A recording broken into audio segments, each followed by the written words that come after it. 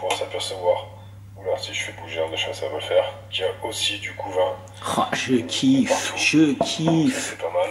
Et dans mon nid principal, on va pouvoir s'apercevoir. Elles sont un peu moins nombreuses parce que le nid. Oh là, mais quelle heure c'est là? Que Ouh, mais il faut que je m'y mette moi aussi. Il bosse Nico, lui. Allez, allez, générique. On a aussi du couvain.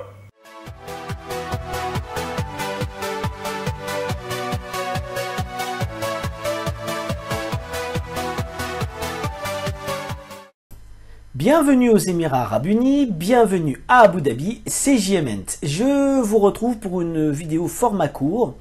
On commence par les plages désertes d'Abu Dhabi, car nous sommes encore en confinement et personne dehors. Vous pouvez voir les plages sublimes d'Abu Dhabi qui sont désertes, complètement désertes.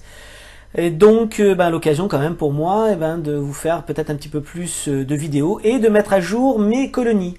Et aujourd'hui, je vous propose de modifier les aires de chasse de mes Solenopsis geminata. Je vous montre tout ça en images. À tout de suite. Quelqu'un a mal aux dents? Bienvenue chez le dentiste. Allez, plaisanterie mise à part. Aujourd'hui, donc, on va faire l'installation complète et je vais vous dire à la fin ce que je vais modifier. Ici, aire de chasse principale. C'est là que je dépose 95% de la nourriture et cette aire de chasse là ne va pas bouger, il n'y aura pas de modification. Donc vous pouvez voir que la colonie se développe très bien et très vite. C'est pour ça que je veux vite modifier. On passe donc à côté par la première fourmilière que j'ai fabriquée il n'y a pas très longtemps sur le modèle de celle que vous avez vue dans l'une de mes dernières vidéos. Donc elle est toute neuve. Je ne l'humidifie pas, donc elle sert de réserve de nourriture à la colonie. Vraiment, elles font des greniers, c'est vraiment très sympa à faire. Donc on arrive ensuite à la deuxième fourmilière, et c'est là que se trouve le gros de la colonie, c'est énorme. Oh, pas vraiment là. Alors, surprise, pourquoi? Eh bien parce que je les ai fait déménager. J'ai asséché le nid, et je les ai fait partir dans le sable. Donc, sur le dessus du bac, vous pouvez voir qu'il y a la micro-grille. Donc, avec un vaporisateur, j'humidifie matin et soir l'aire de chasse. Peut-on parler d'une aire de chasse? Non. Pourquoi? Mais parce que c'est scellé. Je l'ai scellé. Et une aire de chasse, par définition, ça doit être ouvert. C'est mieux pour tout. C'est mieux pour l'observation, pardon. C'est mieux pour filmer, pour faire de meilleures images, et puis c'est mieux pour le développement de la colonie. Un aire de chasse, par définition, ça doit être à l'air libre. Donc, je l'ai scellé, pourquoi? Eh bien, sous la pression, car on m'a fait comprendre, puisque j'ai reçu un petit peu de monde avant le confinement, que quand même c'était mieux que je ferme mes chères ouvrières, car effectivement, elles sont dotées d'un aiguillon plutôt douloureux. Donc bon, dans un premier temps, je l'ai scellé.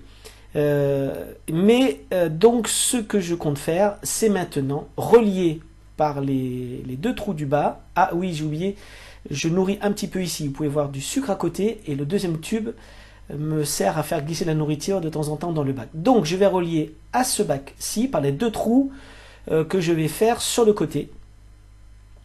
Et ensuite, question donc anti-évasion, je vais poser sur la partie haute du bac ici de l'huile de paraffine.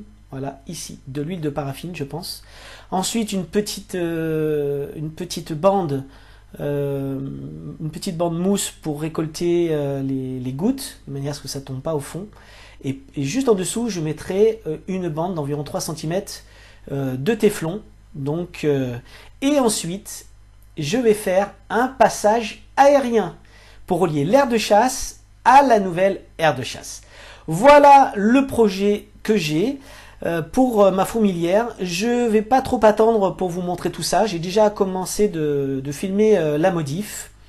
Et donc je serai en mesure, je pense, dès la semaine prochaine, de vous montrer tout ça en images. Je ne veux pas tarder. Donc vous pouvez voir les images plutôt dégueulasses en fait qu'on peut faire à travers un bac qui est scellé. Ça n'empêche pas, vous pouvez voir la fourmilière de bien se développer. J'ai des majors magnifiques, tout ça et tout. Donc le but est de pouvoir maintenant vous faire des images à l'air libre et de faire redéménager donc la reine dans le nouveau bac sous le sable Voilà, donc il faut que je m'y attelle. J'espère que ce projet vous enthousiasme. En tout cas, j'ai pris plaisir à faire cette petite vidéo. On se retrouve la semaine prochaine pour le branchement final. Et moi, je vous dis à la revoyure. Ciao, ciao!